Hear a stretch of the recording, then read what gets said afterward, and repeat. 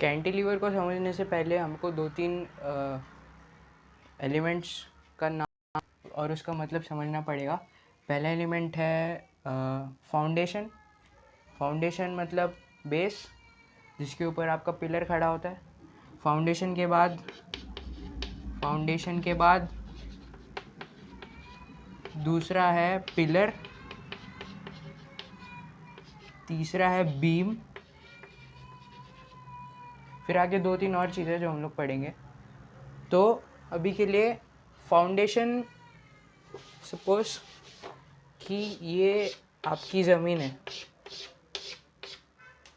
इस फाउंडेशन के बेस पे, इस फाउंडेशन के अंदर से एक पिलर निकलेगा और वो पिलर हॉरिजॉन्टल होगा। वो पिलर वर्टिकल होगा। एक हॉरिजॉन्टल बीम उस चीज़ को कहते हैं जो पिलर से 90 डिग्री पे लगा हुआ। जितने भी डोर्स है, जो दरवाज़ा होता है उसके ऊपर का जो पार्ट होता है, फॉर एग्जांपल ये दरवाज़ा है, आप घरों में देखोगे तो उसके ऊपर का जो पार्ट होता है ये, उसको कहते हैं बीम। इन्हें कहते हैं पिलर्स। जब भी पिलर्स से 90 डिग्री पे एक 90 डिग्री पे एक जब भी पिलर से 90 डिग्री पे कोई चीज़ कुछ इस तरह से लगी होगी तो उसको बोले बीम।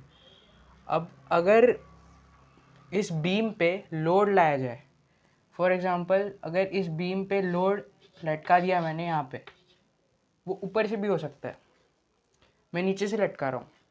बीम मैंने यहाँ से लटकाया है, कुछ पिलर है कुछ इस तरह से, तो ये क्या होगा, ये बीम नीचे झुकेगा बराबर। बीम कुछ इस तरह से नीचे झुकेगा लोड के साथ।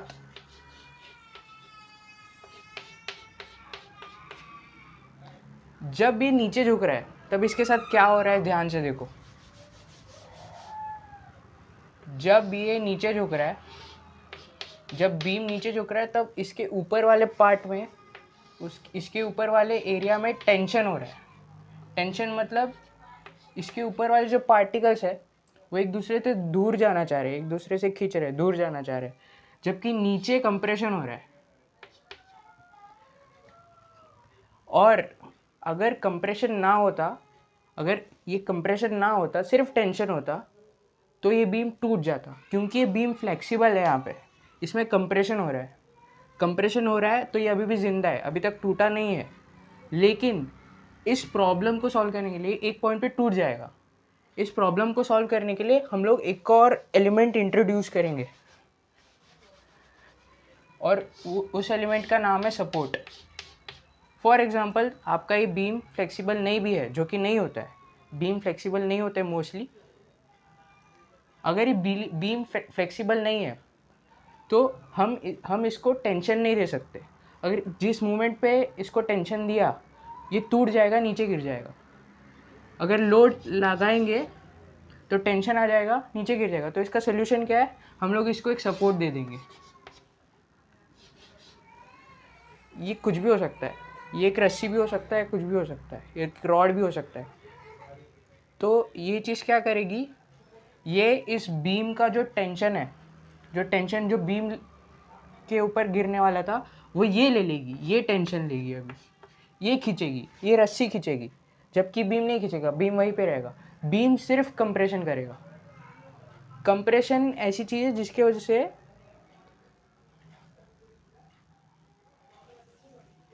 बीम सिर्फ कंप्रेशन करेगा।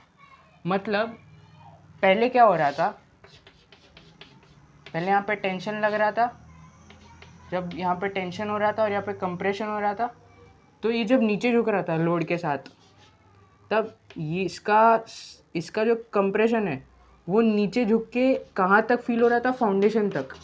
मतलब फुल मिला के फाउंडेशन स्ट्रांग होना चाहिए, नहीं तो कुछ नहीं टिकेगा। फाउंडेशन स्ट्रांग है, पिलर स्ट्रांग है, तो कंप्रेशन जब ये धक्का लगाएगा, जब ये खींच रहा है एक दूसरे से, यहाँ पे कंप्रेशन हो रहा है, जब इस पॉइंट पे कंप्रेशन हो रहा है तो एक कंप्रेशन पिलर को दबाएगा ना, पिलर उसको झेलेगा। जब पिलर कंप्रेशन को झेलेगा तब उस पावर को झेलने के लिए फाउंडेशन भी स्ट्रांग होना चाहिए। तो फुल मिला के कुछ इस तरह, तो फुल मिला के इसे बोलते हैं कैंटिलीवर का स्ट्रक्चर। ये है कैंटिलीवर का स्ट्रक्चर। अब इसको हम लोग अलग अलग तरह से यूज़ कर सकते हैं, जैसे कि फॉर एग्जांपल यहाँ पे मान लो कि एक और